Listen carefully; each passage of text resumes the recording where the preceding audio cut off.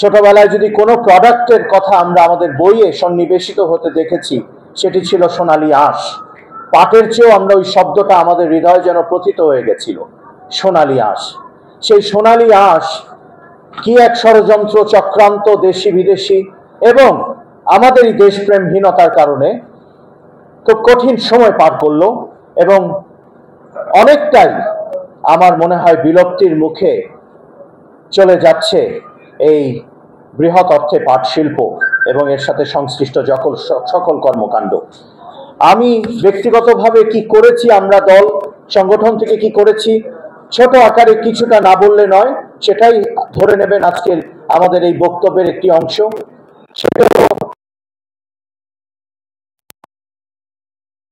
কি হয়েছে রাষ্ট্রায়ত্ত পাটকলে? আপনারা জেনে দুঃখিত হবেন যে অধিকাংশ পাটকল লিজ দিয়ে দেয়া হয়েছে এবং এখানে শত শত একরের জমি, এখানে হাজার হাজার গাছ এবং আরো নানা ধরনের এখানে যে স্থাপনা, আপনারা বুঝতেই পারছেন এগুলোর দিকে কাদের নজর পড়েছিল এবং পড়েছে এখনো। অতএব এই বিষয়টিকে সেভাবে দেখতে হবে, শুধু একটি রাজনৈতিক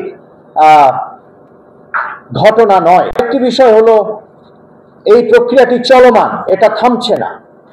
আমরা যত একটা নাগরিক হিসেবে, দেশপ্রেমিক নাগরিক বাংলাদেশি হয়েছি, আমাকে শক্তি যোগানোর জন্য বাংলাদেশ জাতীয়তাবাদী পাট শ্রমিক দলকে শহীদ প্রেসিডেন্ট জিয়া রহমানের উপস্থিতিতে আসলে নিবন্ধিত হয়, অর্থাৎ শুরু হয় তার নির্দেশে।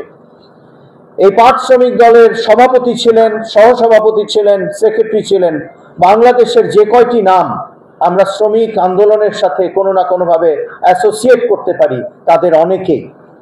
অতএব এর গুরুত্ব কতখানি সেটা আপনারা একটু অনুধাবন করতে পারছেন বলে আমি বিশ্বাস করি।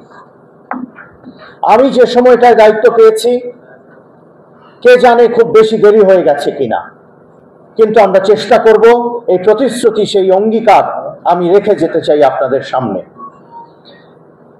আমি একটা বিশ্ববিদ্যালয়ের সাথে জড়িত, অর্থাৎ প্রতিষ্ঠা করেছি আমার বাবা এবং দেশনেত্রী বেগম খালেদা জিয়ার পৃষ্ঠপোষকতায়। সে বিশ্ববিদ্যালয়ে আমি গবেষণার কাজে নামিয়েছি এই পাট শিল্পের উপরে। আমি আজকেই সেটা ডিক্লেয়ার করছি। আমাদের আগে জানতে হবে প্রত্যেকটা জায়গায় কি কি হয়েছে এবং হচ্ছে, তারপরেই আমরা সেটা সমাধানে নামতে পারবো, আমরা বলতে পারবো কি করণীয়।